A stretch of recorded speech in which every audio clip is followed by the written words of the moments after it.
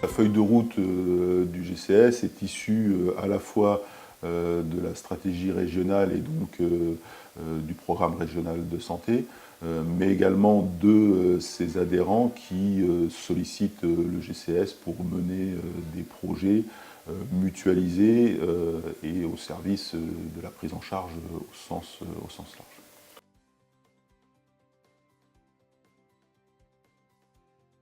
On essaye d'être au plus près d'une activité normale en présence. Donc, il nous adresse des ordonnances. Après, on peut interagir par téléphone, par visioconférence. Il y a un système de visioconférence, etc.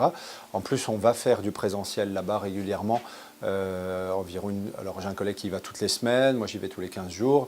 Et on fait participer à des staffs là-bas. On rencontre les acteurs. Et on crée des vraies filières de soins par spécialité.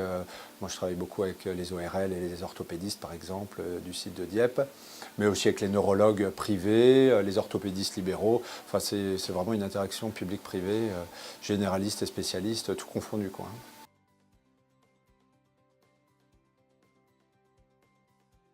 Depuis la loi de financement de la sécurité sociale fin 2017, les expérimentations en télémédecine avec les téléconsultations et la téléexpertise sont maintenant déclinées dans le dispositif de droit commun et les négociations conventionnelles ont pour but de réglementer cette activité médicale qui est toute nouvellement applicable. Aujourd'hui, on parle assez fréquemment de télémédecine.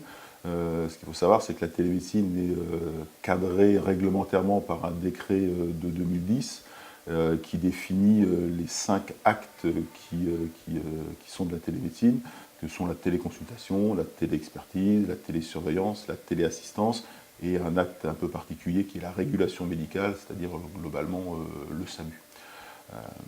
Au-dessus, on va dire plus large, on définit ce qu'on appelle la télésanté, où là on est plus sur des projets de parcours d'organisation plus larges que la télémédecine.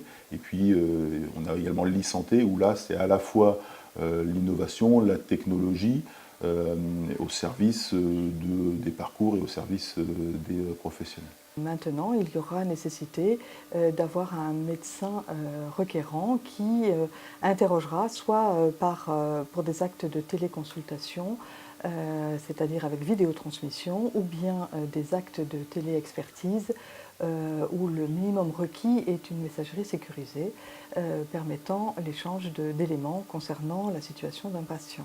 Depuis 2012, ça augmente de 20% par an l'activité. Donc c'est maintenant une activité qui est déjà énorme puisque c'est un cabinet temps plein sur le Havre qui travaille comme ça. Il y a des demandes qui ne cessent de croître. La démographie médicale, évidemment, ne cesse de diminuer. Donc je ne sais pas comment ça va... Si on va pouvoir répondre à la demande tellement la demande est importante. Et ça va permettre d'amener une offre de spécialité en tout point du territoire et donc contribuer à l'égalité devant l'offre de soins. La dimension régionale, à mon avis, est assez pertinente en télémédecine.